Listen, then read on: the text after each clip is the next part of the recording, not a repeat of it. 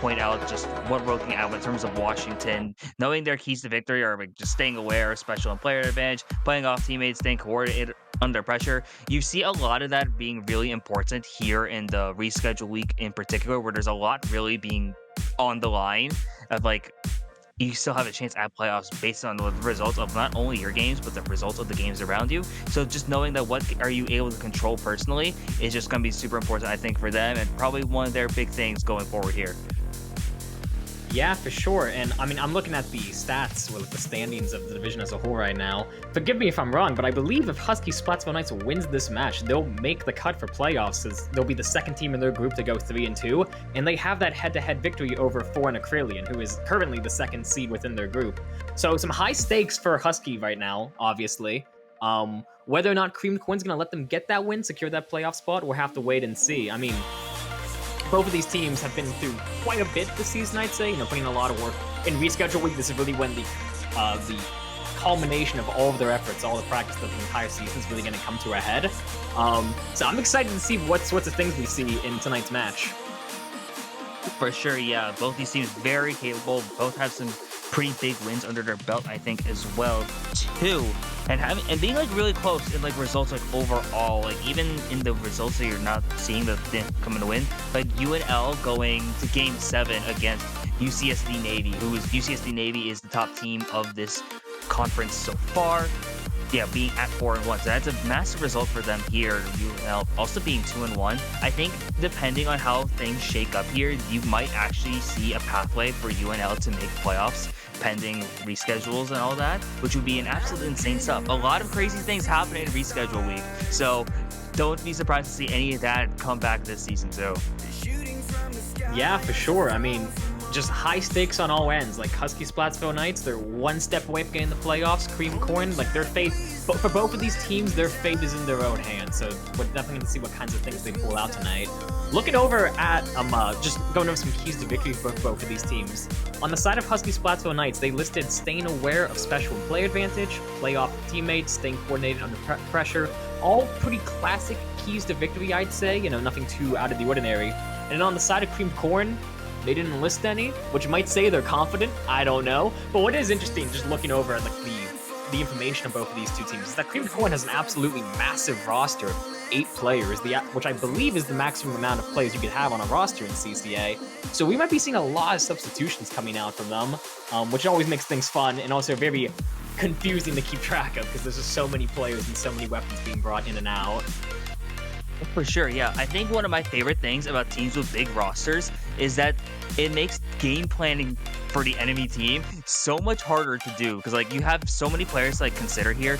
Maybe you see players who are like specialists in like certain map mode combinations, and those really come out here in rescheduling, or really at this point in the season where things are a lot more defined. And I think having like a full-on roster of 8, it does have its like benefits of like that kind of depth, because depth can be super critical here, but sometimes you do see the drawbacks of like the big rosters, like getting chemistry, the synergy is like much harder to do with 8 rather than like 4 or 5, because there's so many different combinations you have to look forward to and really just have to work around that. So there is a lot to consider here, and I think really it's gonna be cool to see like what kind of adjustments are made mid-match, because like, okay, not only can we like switch weapons, we can switch players in and out depending on team need and also depending on who's all available. But if we're talking UNL, I think it'd be really cool to see that happen like later on in the set where you do see some like player substitutions. Yeah, I mean, I couldn't have said it better myself. There's certainly pros and cons to running such a large roster like UNL's. And on the topic of synergy, I do want to note that, so full disclaimer, I believe last season Cream Coin was in Div 3, as was I, so I'm actually quite familiar with this team, and I'm looking at like their roster. A lot of these names do seem rather familiar. So in terms of issues with prior synergy, managing so many players working together, I do think just based on how many names I'm seeing like carried over from last season, they have a lot of the same players from last season, that synergy, like they should be rocking that in spades, frankly. So I mean, I'd say UNL is doing the best they can to manage their large roster, trying to get all of the benefits out of it with none of the drawbacks. But anyways, looks like the teams are loading up into their first match. Splat Zones on Mahi Mahi Resort. Any thoughts on this one, Spicy?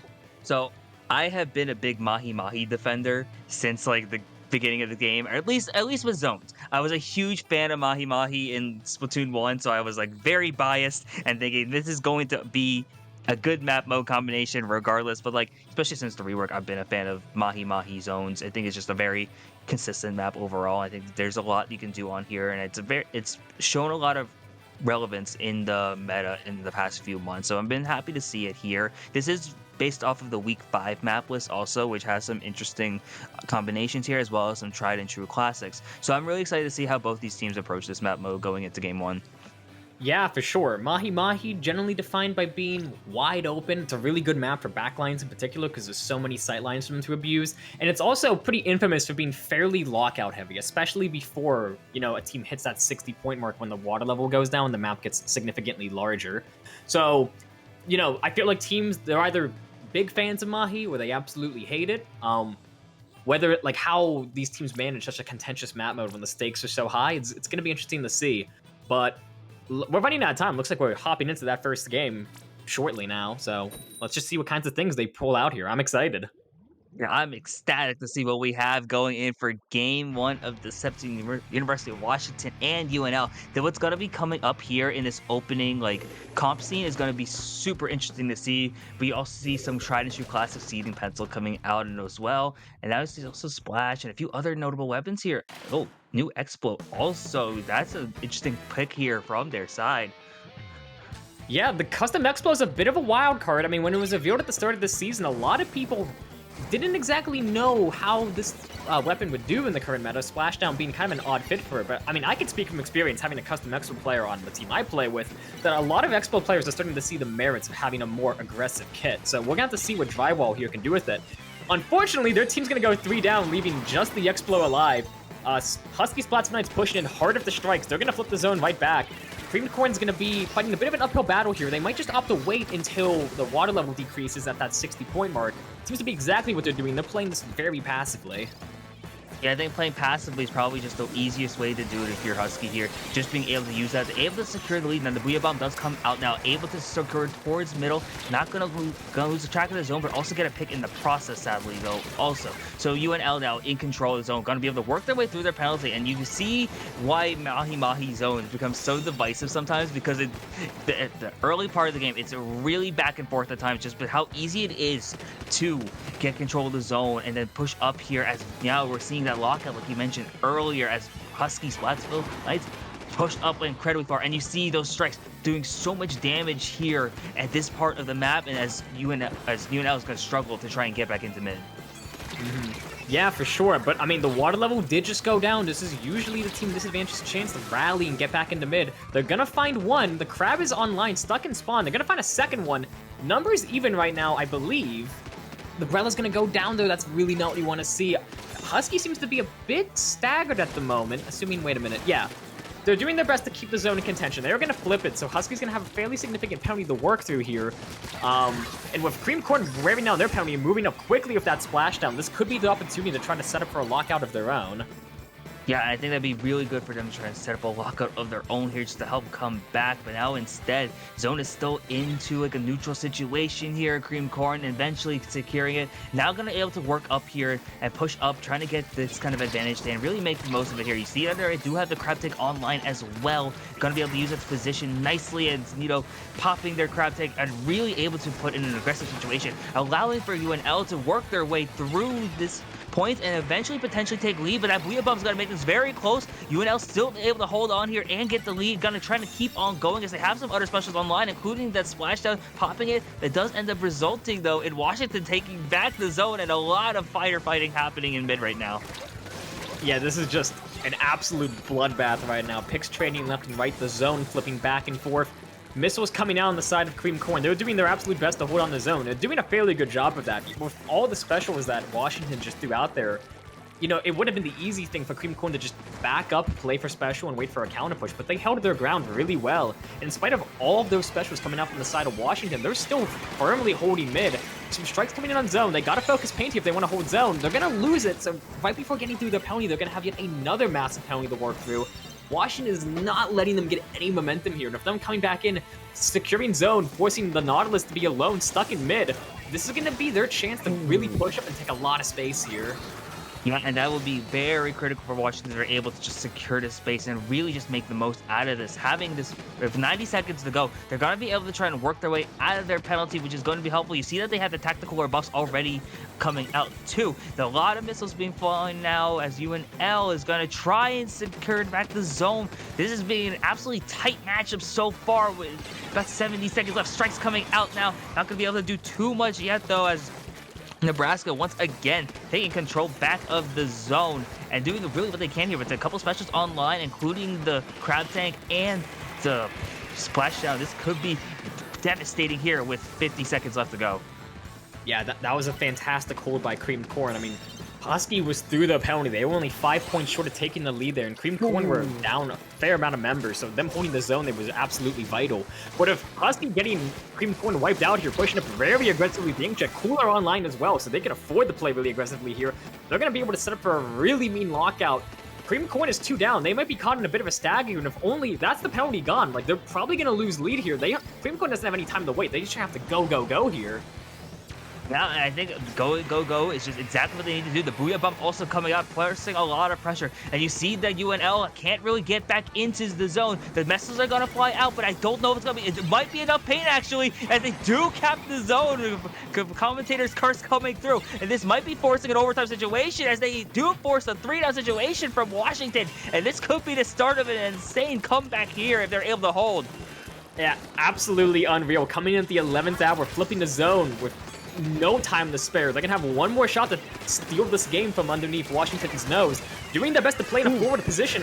Huskies 2 down. They're going to put strikes on zone. They're going to need the movement, but the aggressive splashdown is going to catch off the T-Tech there. They're just diving the zone. Cream Corn's looking at it like they're going to swipe this game in the last second, and they do. Fantastic play. Staying cool under pressure there. Just beautiful play from the side of UNL.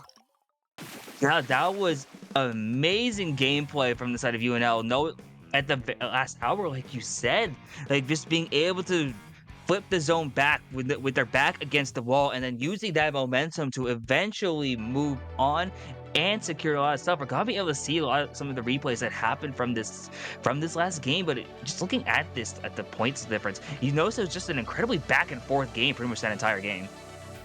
I mean, yeah, like, if this game is a sign of what's to come, then I'm very excited for this set, because these two teams seem incredibly evenly matched, right? Like, just there was constant back and forth, picks trading left and right, no idea who was going to take what and when.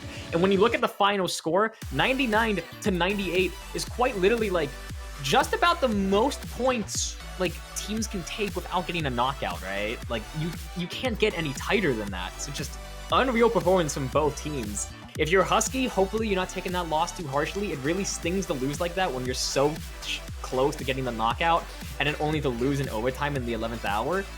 But I mean, you gotta hand it to UNL. Like, they played that so well and while under immense pressure. So like Husky, like they're gonna have to like try to keep their cool as they move into these next few games, not take that first loss too harshly, and just come back stronger than ever to show that they could still like keep up with UNL, right? Well, for sure, yeah. And I don't think they have to worry too much about keeping up, because really, they were in control of that game for certain parts of that matchup, and really, they have what it takes to definitely win that game. They can potentially just win this set outright. And you know, we talked about this beforehand, where there's really a lot on the line in terms of like potential playoff implications. So really, the pressure is on both these teams, and every game really does matter. But you can't let that pressure get to your head completely. But now, I think if we take a look back at the map list, we're going to be going into Tower Control on Inkbot Art Academy, one of the most tried and true map modes in this game, which both these teams are probably very comfortable playing on, considering its prevalence not only in CCA, but in plenty of tournaments at all levels, really, across the scene. I mean, Inkblot TC may very well be a contender for the most popular map mode in the game. It's just a really solid one that a lot of players like. I always say 90% of the match is determined by that top left position, commonly referred to as bats. So aggression is usually the name of the game here, I find. Teams that can move quickly and take that lead key location as fast as possible are usually the teams that perform well here. So in that last game, both teams were running fairly defensive comps, I'd say, with the custom Explo on the side of UNL and the pencil from the side of Washington. Whether they're going to elect to stay with those slower weapons, we'll have to wait and see. Obviously, they could both play very admirably on this map mode, but again, like, TC Inkblot, it's all about bats, bats, and more bats. Being able to take that key location as quickly as possible is what sets the good teams apart from the better teams here, so we're gonna have to see how they manage that. Yeah, and I'm wondering, like, the defensive comps, as you mentioned before. I wonder if that's going to be sticking here, knowing that like aggression can definitely be rewarded on this map mode combination. We're gonna get a quick look at these opening comps now, get a chance to see what adjustments are being made, whether that be in the gameplay aspect or through the weapon selection. Hmm.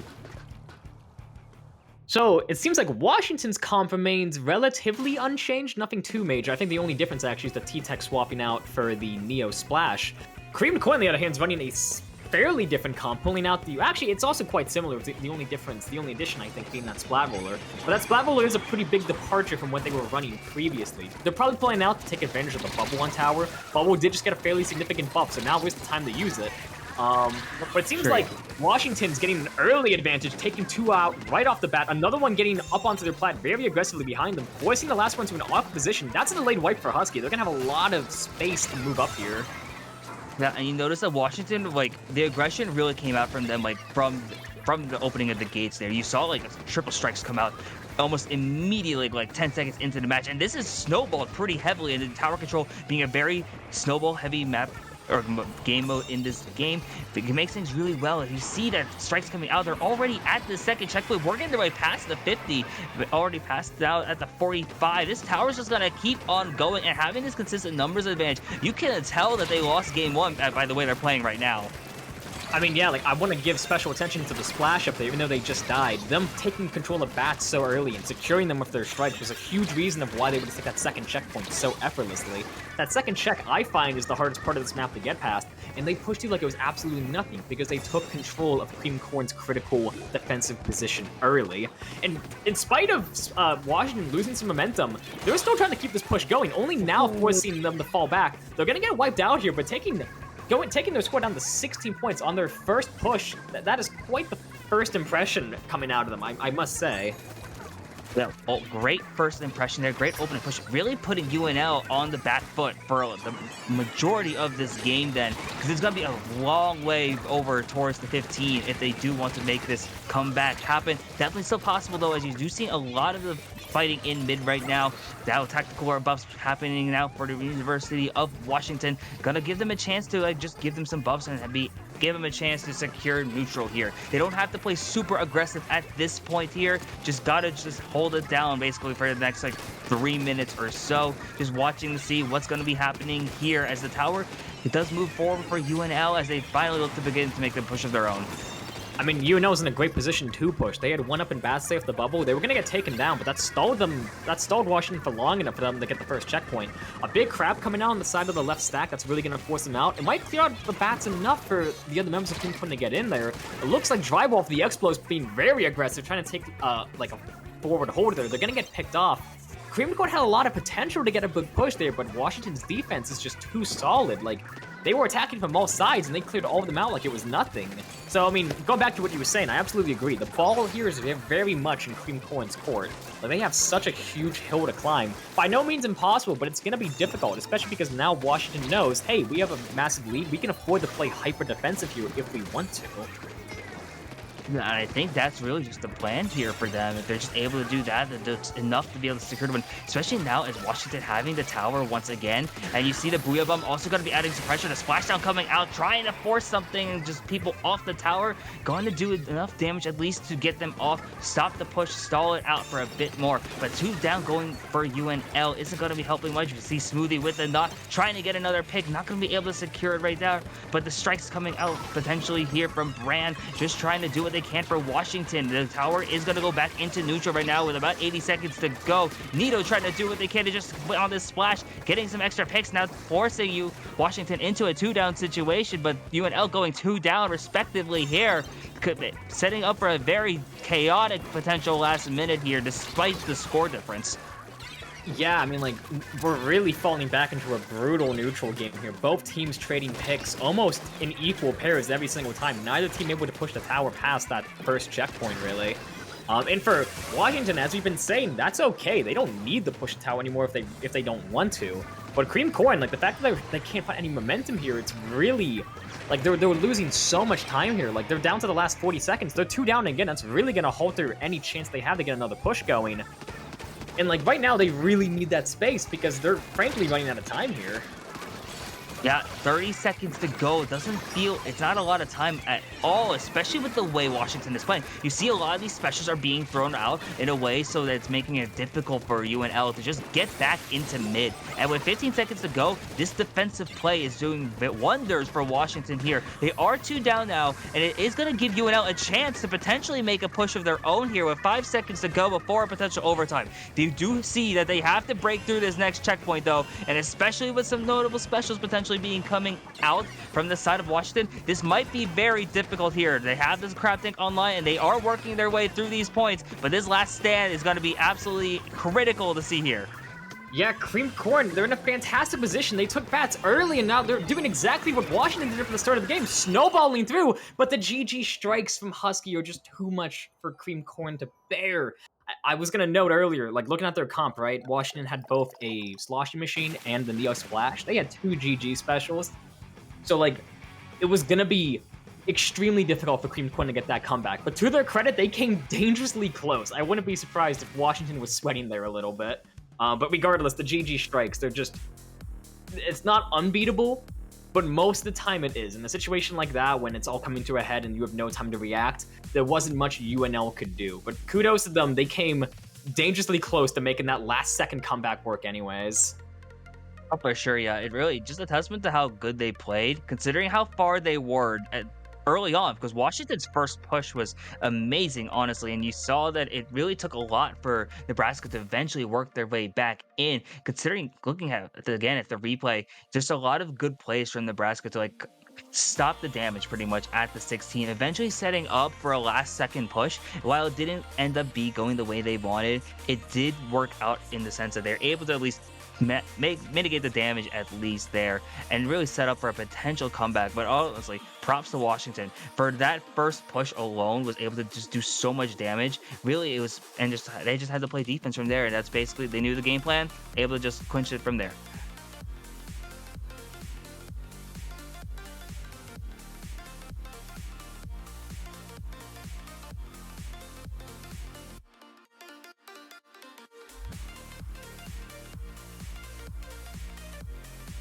We are going into Rainmaker Sturgeon Shipyard then as our game 3. So this is a very common map mode in CCA, particularly if we're being honest. I remember casting this and reschedule for week 1 earlier today between 2 teams, and you saw Rainmaker Sturgeon could be a very particular game where a lot can happen. It can be very back and forth. Rainmaker, especially as a mode, will have that happen quite a bit, where these teams, especially when checkpoints are broken, it's really anyone's game. And I think that's one of the most exciting things possible here in CCA, especially because Rainmaker as a mode is very difficult to play at times, where it's like, yes, it's very reliant on how you can play as a team. You can solo carry it to an extent, but really the team play behind Rainmaker is what I think makes them mode so exciting to cast for, so exciting to watch. I'm really excited to see what's going to be happening here, and especially with, I think we might be seeing some good things later on too. So gonna be exciting to see what we're gonna have from both these teams, knowing that there's a lot of good stuff also from both sides. This could be potentially very interesting here for what's for this next mode. It's already tied at 1 apiece as well, meaning that it's basically just the best of 5 set here, and I think that's gonna be very exciting, knowing that what's gonna be happening with these teams. Gonna be going into I think game 3 fairly shortly, so it's gonna be fun to watch. Don't have any genuine predictions right now, at least for the start of this, but I think it's going to be potentially a great match here, just potentially going to have something.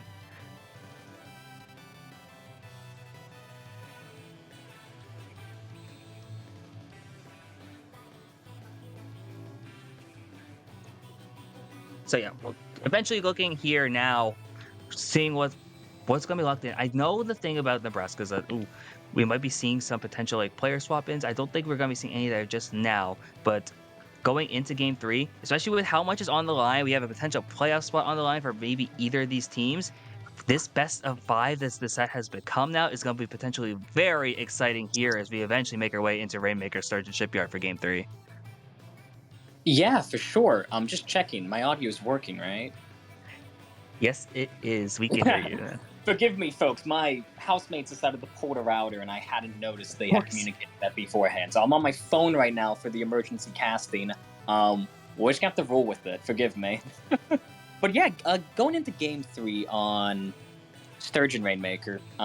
Whatever Spicy just said, chances are I agree with it. I'm a little scatterbrained at the moment. Um, Sets even right now, 1-1. Like the score might as well be 0 here. We're just going to see how these teams go into the second half, or not the second half, but like the rest of the matches in the set. Because frankly, with the score being 1-1, we have an actual set in our hands. This could go either way, and I'm here for that.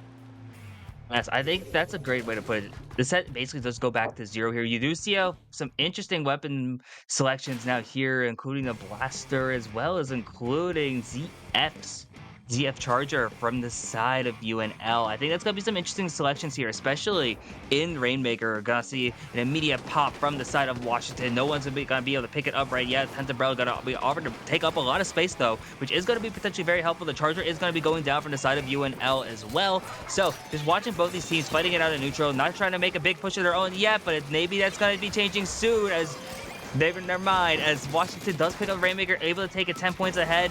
It's going to get shut down, though, before losing their Maker. Yeah, a pretty explosive start from the side of Washington. They're only going to get 10 points there, but the fact that they were cooler means them going down there didn't really matter. They still have firm control over mid. A beautiful shot from the Zuka, taking out the blaster there inside their own bubble. That bubble's going to get no value now. Rainmaker's going to go back to mid here, but, I mean, Washington not letting the pressure, getting another immediate pop. Forcing UNL to get a defensive crab bomb and try to force them out, but the Booyah Bomb's not going to let that crab get much value. Washington's doing a fantastic job keeping up with the pressure. They're already going for a second push, getting a few points. Cream Coin's 2 down, but a big flank, I think that was. Maybe a bomb, I'm not entirely sure. They're going to get the Rainmaker stuck in a corner there. Washington's going to be forced to fall back in the mid, waiting for yet another opportunity to get another push going. Yeah, and now you're watching Smoothie from UNL setting up for this potential flank here on the splash. Gonna have to fight off the big disadvantage situation here. Gonna be able to at least get a trade. It's a 2-down situation on both sides. Never mind. UNL going 3 down here. Only the Charger remaining. Make that a wipe as well. Rainmaker is going to reset back into mid, though, so it's gonna mitigate the damage at least for UNL. But the Rainmaker is gonna be in favor now of Washington. Gotta try and push up. Gotta try and finally secure that last check. The back is gonna help out with that completely, as now they have finally broken through on their 3rd shot. But now looking at UNL, setting up with that crab tank, and then before it gets shredded, also forcing Washington into a 2-down situation briefly, doing what they can to just hold on defense here before Washington gets a chance to make any comebacks here. But now UNL picking up the Rainmaker themselves, gonna try and shoot stuff on their but amazing Zuka shots once again from Brand, gonna force us out a 3-down situation for UNL. Yeah, I mean, UNL's in a really rough spot right now. Like, they just can't seem to get out of their own spawn. And Washington coming in for yet another push. They're getting some big points here with the shields out from the tent. What a beautiful flank there. Not really a flank, just slipping in undetected. They're going to get a pick on the Rainmaker there. So, UNL is 2 down here. I mean, the fact that Washington's not able to push for a little bit means they're going to have a bit more time to reorganize. A real bomb coming out from the side of Washington. They are not letting up. They're playing unbelievably aggressively right now. It's working out for them. UNL going 2 down, the last 2 stuck in the bubble. The 10 needs to pick up the Rainmaker here, I think. They need to just run that, keep this momentum going, but they're going to opt to play things a bit more defensively, not liking the situation to put in. They were playing for the vacuum. I get it. Like, they're playing it slowly, but the Flames is just going to run them over. Good adaptation there. This is absolutely unreal. There's so much stuff happening right now. There's so much stuff happening, including that knockout, like just picking up the Rainmaker, eventually having a brief opening, and Washington, in a fairly dominant game, is able to secure Game 3 and go up 2-1 in the set. Just like absolute explosive aggression from their side, being able to win a lot of those team fights, and you saw how they were easily rewarded as a result, being able to get all of those pushes, whether that be early on and only those smaller pushes, but then eventually getting that way into checkpoint and then pushing up on that advantage, and then eventually leading to that KO you just saw. Yeah, I mean, Washington, I really have no words. Like, they played that unbelievably well. taking that, like, they got one advantage and they ran it all the way from 0 points to 100, never giving Cream Corn even the slightest bit of breathing room. Just, and like, to Cream Corn's credit, like, their defense was admirable. Like, it's not like Washington ran it from 100 points down to 0 in a single push. Like, Cream Corn making things difficult for them at every step of the way. But Washington just never lost any steam. Every time they lost the Rainmaker, they just said, all right, let's just, like, murder 2 of them, pop the Rainmaker, and go right back at it again. And no matter how many times we have to, like, lose Rainmaker, repop it, and pick it back up again, we're just going to keep doing that bit by bit, step by step, until we run it all the way down for the knockout. And I think that kind of step-by-step process is going to translate very well over going into the next map mode combination. We're going into Clan Blitz on Robo Ramen. So yeah, right, Clan Blitz, arguably a slower game mode here, especially at this level, at least compared to Rainmaker. Don't necessarily see as big of a pushes there, but the potential for it is still massive. And we just saw a lot of like great team play from the side of Washington, but we've also been seeing amazing team play from the side of UNL. So in Clan Blitz especially, where team coordination is of the utmost importance, I think this is going to be setting up for an amazing game here, especially with UNL knowing like they don't want to go down 3-1 in the set. If they're able to equalize this here, we might be setting up for a potential best of 3 to finish this set off, and I think that would be insane here. But I know both these teams are going to go into this game forward knowing there really is a lot on the line here. To touch on something you had just said there, right? Going into Clan Blitz, not only a much slower mode, which might put a bit of a stop in Washington's forward aggression, but also a very team-dependent game mode. It's a mode where team coordination and communication is at its most vital. Not only on that's obviously a aspect of Clan Blitz. It's a very team-orientated game mode, but Clan Blitz on Robo Ramen especially, because it's such a defensive map mode. The basket is so deep into the opposing team's spawns that it's usually really hard to even get to the basket. So this is a game mode, or not a game mode, but a map mode where games I find are decided by just a few really good pushes instead of a number of smaller ones. Also, on topic of Clan Blitz, I mean, going over just the patch we just had this past week, it's worth noting that Clan Blitz just recently saw a really massive change in the form of Crack and Cheese being, for all intents purposes, effectively patched out of the game. I'm not sure if either of these two teams had relied on Crack and Cheese in the past in Clan Blitz, but regardless, if they had been, that's going to be a pretty significant adaptation they have to make on the fly going into this map mode. And I think that's a beautiful thing about reschedule week, especially like happening right after a patch too. You play this very differently compared to if you played this like on your default time. I'm wondering if we were gonna see any weapons that really have changed here, because we've been seeing relatively similar comps from at least from Washington here. Now for we do see some options coming out here, including Tri-Slasher Nouveau, and we do see the crack on Splat Roller. So we are seeing a Kraken in play here. I mean, personally, I love to see that, because they're thinking, Crack and Cheese might be out of the game, but we still see enough value in this otherwise underutilized special that we're going to pull it out anyways. Like, that's respectable, I think. But anyways, going into the game, we got an early crab coming out from the side of Washington, trying to clear about as much space as possible. It's not going to do too much. Pinpoint's coming back in to retaliate pretty hard. The splash is going to go down early there. The roller being really aggressive, getting a Kraken out, finding one, finding two, camping both of those jumps, going after the pencil, not giving him any room to breathe, forcing him out.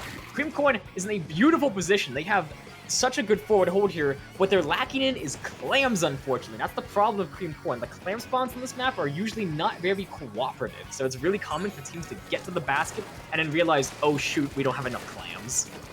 Yeah, that's a good point there. I think the opening of Clan Blitz is very much defined by the clam economy here, because that really does depend on like so many things, like your paint output, how you control neutral is going to be super important here. And you see, just looking at the clam economy, Washington has the 17-7 advantage here. No power clams on deck yet, but definitely the potential for it here. See, having this crab tank come out there as well, the potential for an ink back also online. The pencil does have it now, so you do see a potential for a push, especially with 2 down from the side of UNL. And having those kind of specials, it does look like we are going to be seeing the barrier being broken. Yes, we do. And now going to look for a potential big push. But you saw the splashdown coming in, and just for moments like that, able to maybe stall out that push from Washington. Yeah, that was an absolute bloodbath in front of the basket. Like, people were dying all over the place. it was honestly kind of difficult to see what happened because there was just so much going on. But what we do know is that Washington's going to break open the basket. They're going to get a bit of a follow-up, taking the score down to 71. That's definitely better than just getting the ball in and bailing. However, with how many clams they have, I can't help but feel like they were hoping for a bit more out of that push.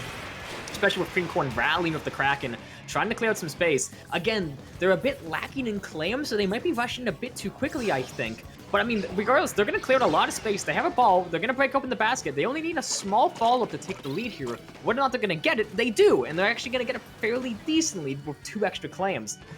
They're going to be 3 down. The 52 is holding their ground, finding one. Still trying to pick a fight. Unfortunately missing the pick on the pencil.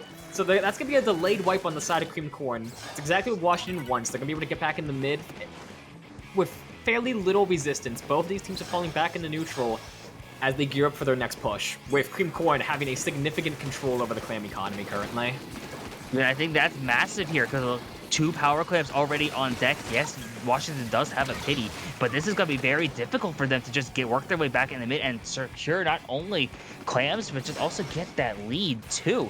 Multiple members going down on each side here as well. Really just an absolute firefight in mid. That's been the general theme of this game basically this entire time, seeing a lot of juggling from the side of UNL, just trying to keep those power clams alive here, but they're really set up. I mean, that is where the slower pace of Clam Blitz really shines. You notice that we're already 3 minutes into this game, and only 1 push really from each side. So it's going to be really the quality of these next couple pushes is going to determine absolutely everything. As we're once again just watching another like big neutral exchange. Chips finding that pick though, being able to help get an assist as well. This is going to be setting up for potentially a massive way here, especially with Kraken online and another way to get in. Splash Out also potentially being able to go in here. If they still have the power clams ready, this could be a big push here, especially with 3 down from the side of Washington, but no big follow-up yet, at least from what I can tell.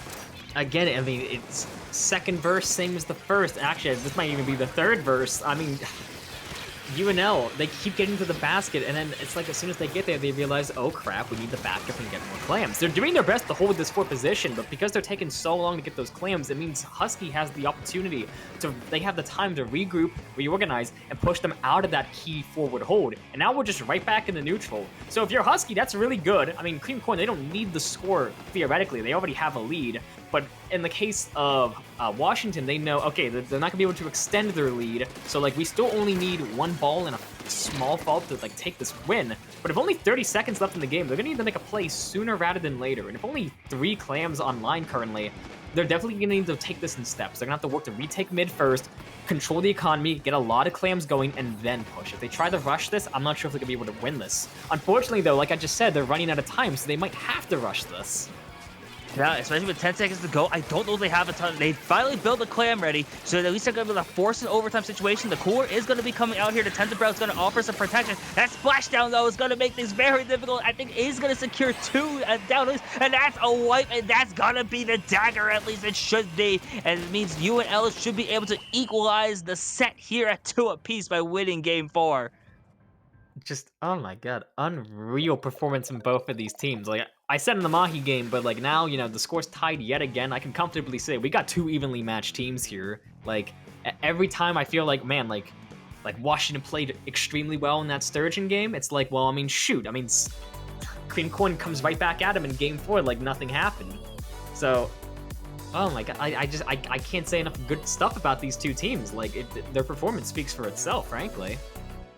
Well, it really does here, and I think that's the beauty of reschedule week again, where you know what's on the line here, especially at this point. Like, we have to win basically to guarantee your spot in place, or at least make it much more likely. So you see these teams putting everything out there here, and you see some like these just great plays that are being made. While there weren't many pushes being had from either team, the quality of the pushes were gonna at least be enough to make things very interesting. And you saw this overtime situation right here. Beautiful defense, honestly, from UNL, saving like those specials to make things easy, and then getting that wipe made things give us just enough for them going in to secure that game. But we are going to be going into Game 5 on Splat Zones, Barnacle, and Dime. What are your thoughts going on for this map mode combination? Barnacle and Dime, I'd say it's a fairly... Okay, so this one's a bit similar to Mahi, actually, where I find it's very contentious. Some people are big fans of it, a lot of people aren't. As for why, again, similar to Mahi, I find this is a very lockout-heavy map, and it's particularly because the zone is very far away from where you spawn. Like, the time it takes you to get from spawn all the way into mid, so you could even begin contesting zone, that's quite a significant hike. So if a team sets up in a forward hold, it could be really difficult to get back to the zone quickly and efficiently. To the point where, like, once a team gets their score below 20, you really don't have any time to wait if you're respawning, because by the time, just in time it'll take you to get from spawn back to mid, the score will already be down under 15 points, and now you have no time left. So it's definitely a pretty scary map mode, I find, and one that can snowball quite easily. What's really important for these teams is knowing the key locations and moving between them fluidly. You know, once they take zone, we want to move up to that next. We want to move up to the next level, which in this case would be the stack. And you want to hold that stack to find another opportunity to move up to the next level, which would be that top left position or top right for the defenders. You know, same difference. Knowing those key positions and knowing when to move up to them and knowing when to perhaps fall back when you're getting pressured out of them is really the key to victory here, I think. Well, I think that's a great way to put it there, especially like linking into Mahi zone, which we saw earlier in this set, where you have like a zone that's very easy to take over and where it becomes a lockout heavy map pretty much, especially after, as you mentioned, where the distance between spawn and zone is so much in comparison to like other map modes in this game. I think that's, you're really going to see a lot of like where the quality of pushes is going to be incredibly important, just as it was last game here, because like, yes, while the zone can be easily flipped at times because of like the size of it, it does also set up for a couple other ways to just cheese it, but really what's gonna be the key factor here is really just the positioning and those like lockout potential here. So I'm wondering, like, from each side, how are we approaching this? And if we saw anything or learned anything from game one, where it was incredibly back and forth, especially in the early part of the game, and we didn't know who was going to win until that last second comeback, we might be in for another amazing match here in game 5.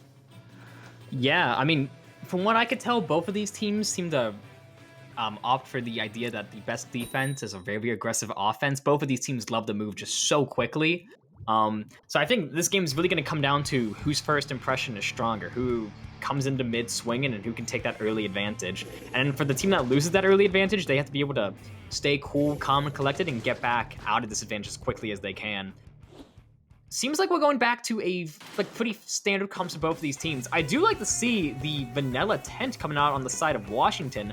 Like we've been saying more than a few times already, the distance between spawn and zone is so great that beacons here are actually a very underrated utility sub, I think. And the vacuum, of course, is no stranger to flipping zone like it's nothing. So the V tent is definitely a bit of an orthodox pick, but one that I think has a lot of merit, actually. Yeah, I think we're going to be able to see a lot of those merits in action here. Beacons especially being a notable way to just get back in here. And now you're going to see that a lot of specials coming out from both sides. Again, UNL is going to take control of the zone, and you see it's an absolute dogfight in mid right now. Is the only one up for now is Nito from UNL. Is going to lose control of the zone right now, but Washington hasn't secured it just yet either. It does look like they are going to be able to secure it now and be able to work their way up. You see some specials coming out now. You saw the Dazuka also online, as well as the Inkback. This could be very good for them if they want to be able to secure this lead and just try to make the most out of this push here.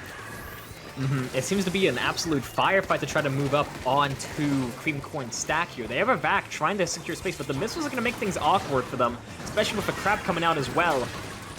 Cream Corn's doing their best to try to clip some space. They're gonna find 2, make that 3. It's just a tent. They're alone, desperately trying to get jumps in for their team, but it might be a bit too slow. The tent's gonna go down, their jumping's gonna go down. Cream Corn's in a fantastic position. The shot's already trying, no, that's not the shot, excuse me. It is the shot, but that's actually on the side of Husky. They're gonna go down.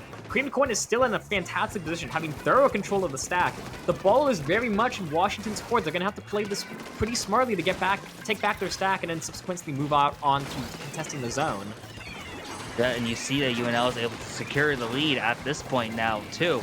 So you see, and the lockout really shines here. You see the back also from the side of Washington doing what they can just to like mitigate, or just give them a chance to get back in, but they really are struggling to get back in. 2 down, 3 down now on their side. They have the shot still, but who has Zuka online. But this defensive masterclass, honestly, from UNL, knowing that they have this positioning here, they're able to just like work their way down, and this should be a enough for them to secure the game, especially after getting that wipe. UNL is gonna win another game in a row and go up 3-2, and being at set point here. Yeah, oh my god, that was a fantastic cleanup by UNL at like in the last few seconds of that match. They really like they acted like a machine there. Each member was doing something differently. Like they were all acting fairly independently there, but they were all working towards the same goal of picking off whoever was nearest to them until like eventually like they're all working together. They're all putting in their share, and then by the time like everyone's finished, you know, Huskies wiped out. There's no one left to contest the zone, and then they were just able to sit around waiting for that knockout. So just fantastic cleanup from the side of UNL. Husky, they're on their back foot. You know, they're at match point, one more loss, and they're probably out of contention for playoffs. So the stakes are very high here for them. And if you're Cream Corn, one more win, that's all you need, and you can have this win underneath your belt, like staying on path to make the dance, make the cut for playoffs. So like, there's going to be some nerves going into these last two matches, I think, but both of these teams just need to stay calm, stay level-headed, and continue playing the set as if the score is 0-0. And I love that thing, playing it as the set is 0-0. I'm a huge advocate for the mental game of Splatoon because it really is important, especially the higher you go up is in CCA. The mental game really does matter a ton. Just knowing like you're gonna be constantly finding yourself in these like stressful situations of like playoffs are on the line. We are down in the set here 2-3. We have to win 2 games to just keep the season alive, maybe get a chance into playoffs here. But yeah, keeping it one game at a time, pretty much breaking it down into those little micro interactions of just like winning these neutral fights, winning these there. This becomes so much more manageable here, especially when you're going into tower control Hagglefish Market, a map mode where sometimes you do see things really get out of hand here. So if one team is able to just start breaking away, a strong mental is going to be incredibly important if you find yourself on the back foot in this map mode combination. I mean, a map mode like TC Hagglefish might be what Washington wants, actually. I always compare this map mode to, like, not really compare it, but I always refer to it as the most cookie-cutter map in the entire game, which isn't necessarily a bad thing. It just means that there's no gimmicks, no tricks to it. It really is just a straight line of 3 lanes, left, right, and mid, right? So I always say the winners of games on Hagglefish Market, it really comes down to who has the better fundamentals, which team plays better. There's no tricks, there's no gimmicks to learn with it. You just got to be the better team. And from what we've been seeing, I mean, like, Washington seems to play better when they're able to just flex their mechanical skill and flex their fundamentals. Cream Corn, they're a lot better, I think, at playing to the map well, using the map's geometry, taking those key locations and playing around them well. But who knows? We're gonna have to see how this plays out. Both teams loading in. Nothing too wild comp-wise. I believe this is the first time we're seeing the 52 gal from the side of Smoothie. I might be mistaken. UNL has so many players, it's hard to keep track of who plays what. But regardless, we're loading up into the game. It's gonna be wild. Wild indeed, yeah. These opening seconds really do matter a ton. You've been noticing that Washington has consistently been able to fire out at least one special, or now multiple specials, in the first 15 seconds. And you saw that with the core as well as the strikes. And that's going to lead to them getting a 3-down situation on UNL, and that will really start working their way over here. They have 2 more specials to follow up and really extend this push. And you talk about extension, talk about the positioning of a lot of their members really aggressively into UNL's base here, already past the first checkpoint, and they're just gonna keep on going. This is very reminiscent of what we saw on Tower Inkblot, where their first push, that first impression really matters so much, as they're already at the second checkpoint, gonna look to potentially break it here as well, and this has just been a phenomenal push for Washington so far. Yeah, just absolutely explosive gameplay from the side of Washington, pushing it all the way down to the third checkpoint, down to the 16-point mark. Ironically, exactly as far as they got on TC Inkblot, as you mentioned. Like, that was a near replica of what we saw in that map mode. And Washington not letting up the pressure. I believe they were cooled when they went down, so they're already right back in, giving up for another push. Cream Corn's a bit stuck in their spawn here. They have specials online, so they have the tools necessary to push back in. But their first priority is going to be getting Washington off the tower and just like slowing them down a little bit so they can find that space they need to like push back out of their own spawn. Because as it is, Huskies push back in. They're studying that third checkpoint already again. They're just not letting up this momentum. It's absolutely beautiful. It's beautiful if you're Washington here. UNL is so far on the back foot here with multiple members down. The tower is going to be going back into neutral here, which makes sense for UNL, just being able to give them a chance to potentially make this comeback here. But no, Washington is going to try and secure the tower once again and start making their way back up. You do see that strikes are basically going to be online, and once they're online, they're going to be thrown out immediately here, and now getting some extra damage as well. You now watching UNL try and respond back with multiple specials of their own, but multiple members of their side going down here is going to make things clearly very difficult on their side, especially because if you're looking at UNL's comp, without a tactical core on their side, each pick really does matter even more for them. Oh yeah, for sure. I mean, I believe, correct me if I'm wrong, but I believe Cream Coin's actually been running coolerless comps this entire time, whereas Husky's been being pretty adamant about always having a cooler weapon with the pencil here, right? And so that means Cream Coin, they've really been fighting an uphill battle this entire time. It's almost as if they have to get twice as many picks as Washington needs in order to gain the same amount of ground.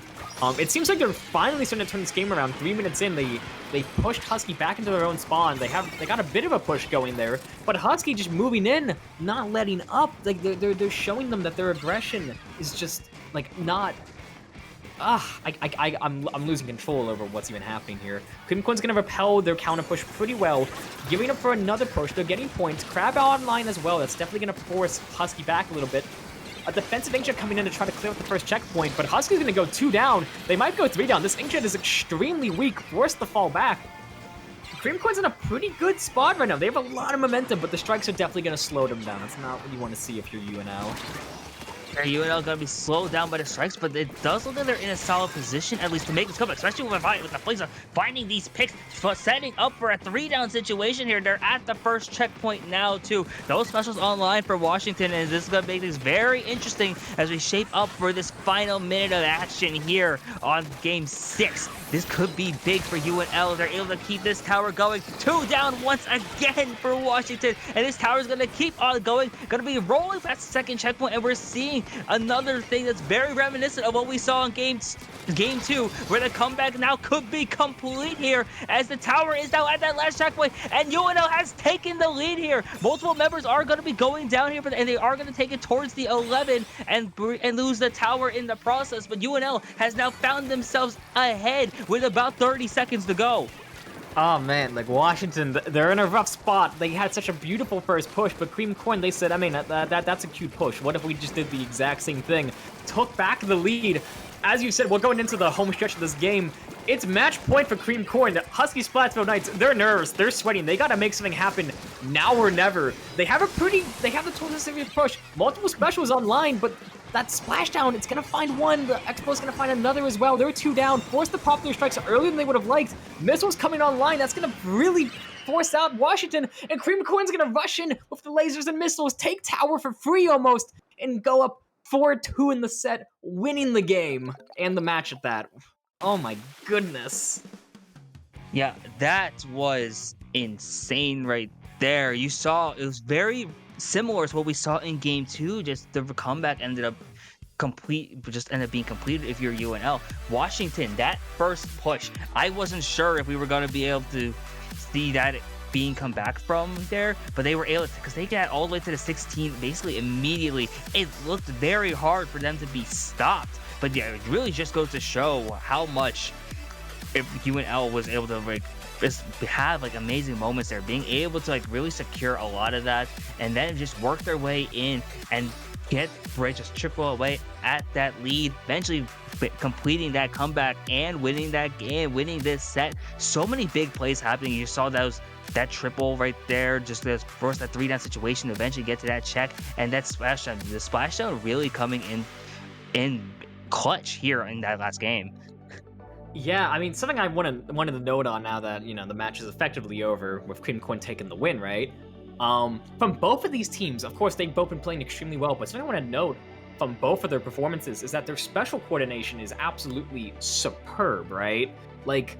Just throughout this entire set, I don't think I've seen a poor use of a special this entire time. Every single special they're popping is getting so much value. A lot of them are being popped in tandem with someone else, or at the very least someone is moving with the special. And I think that's a huge reason of why when these teams get an advantage, they just keep running it for huge amounts of points. They never have just like, okay, we're going to throw out a special, get a few points, and then be forced to back out because we didn't get a lot of value out of it. No, no, no, no, no. Every special they're popping, they're squeezing as much value out of it as they possibly can. And that last game, I think, really emphasized that. There was just constant inkjets, lasers, crabs, strikes, booyah bombs. Like, every single special was a playmaker, and it really showed in that last game, I think.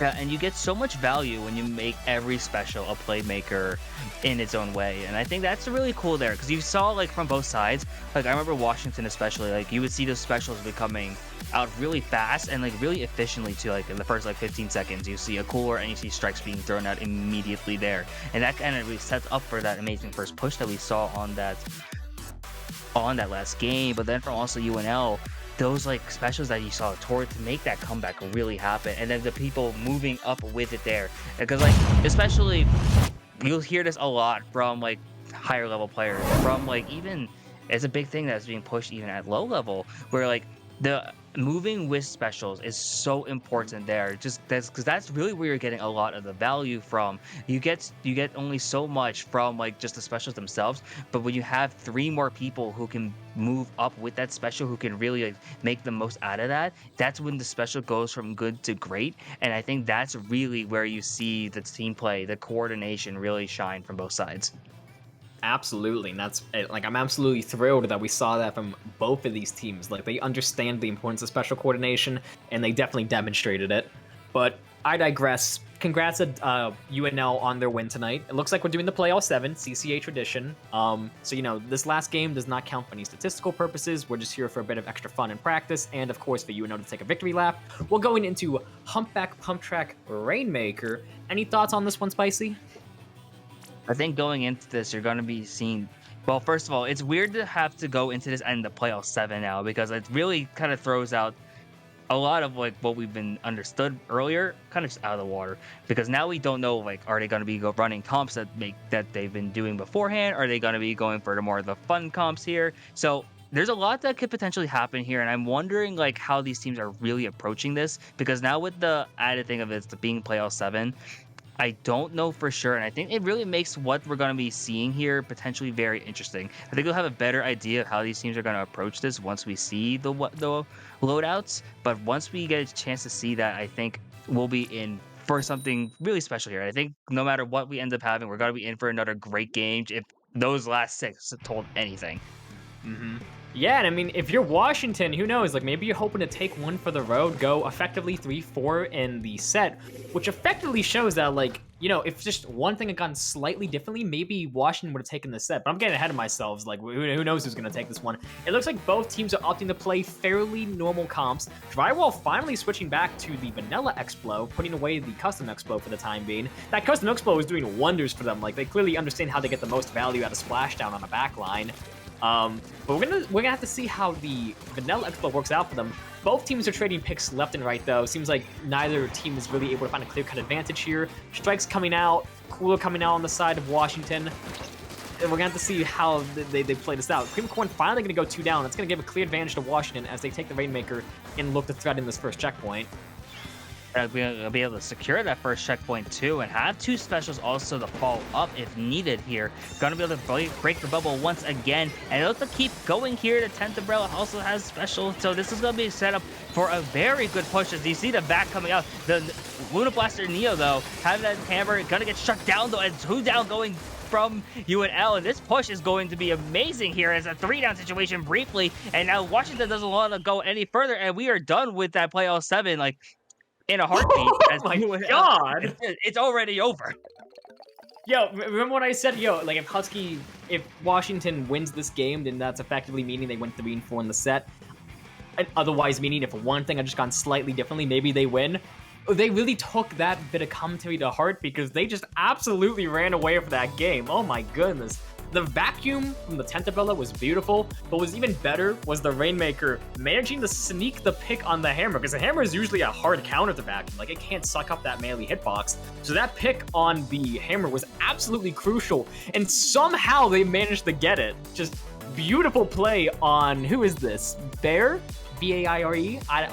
Pardon my pronunciation, I'm terrible with names. But regardless, an absolutely explosive push from the side of Washington. Everything came together there, and they managed to get the knockout in what felt like less than a minute. That match felt so like quick, honestly. And like, I know the big thing in Splatoon 3 Rainmaker was that the checkpoints are meant to help slow down the game, but what we ended up seeing was basically the checkpoints just weren't there at all. It felt like, because really, once that first checkpoint was broken, that's where the snowball really happened, and that was just immaculate team play from the side of Washington. Yes, they lost the set, and that game didn't count necessarily, but really, by the way they've been playing, it's not a big surprise. You saw them get out to these explosive opening pushes in multiple games, and now this is where they finally just seal the deal here and just be able to work their way through. And while it doesn't count, it just goes to show you the quality of play we've been seeing from both these teams. So honestly, congratulations to both these teams for putting on an amazing show here at the end of reschedule week. Absolutely. All right, so it seems like we're getting wrapped up here. Not much else to talk about. Of course, congratulations to both teams. Spicy, where can the lovelies at home find you? Oh, you can find me on Twitter at 2SpicyBM or on twitch.tv/spicy_BM. Maybe I'll actually start streaming like I said I was going to, but maybe I won't. But hopefully, if I do, you people follow me, so I will be there for that. Nikki, it was a pleasure casting with you. Where can the good people find you? Yeah, sure. So I don't do a lot of social media. If you do like the That's for the sound of my best. dumb voice and want to support me, you could find me over at my YouTube channel, Aniko Nikki. I have a mission to upload every collegiate Splatoon VOD I participate in. I'm actually hoping to get one of PSU Blue versus VCU Big Fat Sea Cows up later tonight. It was a great set. Y'all should check it out. I'm done shamelessly plugging myself. I think we're all good to sign off here, huh? Yeah, I think so. But hey, this means we got some CCA playoff action coming up the next time we're live. And I think that's got to be absolutely amazing. Across all the divisions here, you do not want to miss anything for when that notification goes live. I think that will be it for us here tonight. Yeah, absolutely. To everyone watching, y'all have a lovely night wherever you may be.